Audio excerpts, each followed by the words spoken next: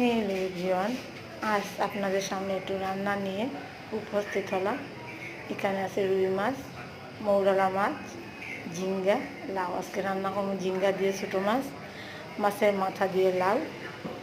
মাছের মাথাগুলো ভেজে নিয়েছি, মৌরলা মাছগুলো ভেজে নিলাম হলুদ লবণ মেখে।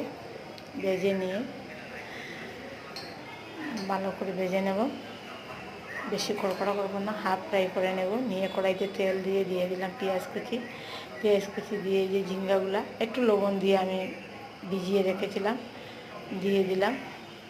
দিয়ে দিলাম জিরার গুঁড়া, হলুদের গুঁড়া আর লঙ্কার গুঁড়া দিয়ে একটু সময় কষে নেব। কিছুক্ষণ কষে নিয়ে ওই যে মাছগুলা আর লবণ দিয়ে দেব, দিয়ে ঢেকে রেখে দেবো।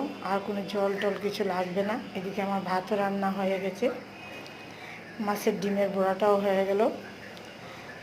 এদিকে লাউ দিয়ে মাছের মাথা রান্না করেছিলাম, এটাও হয়ে গেছে। আর এদিকে ঝিঙ্গা দিয়ে ছোটো মাছটাও রেডি হয়ে গেছে। তারপরে ওখানে হলো সবাইকে খাওয়া দাওয়ার পালা। থালটা সাজিয়ে খাওয়ান দিয়ে দিলাম। এতটুকুই আজকে।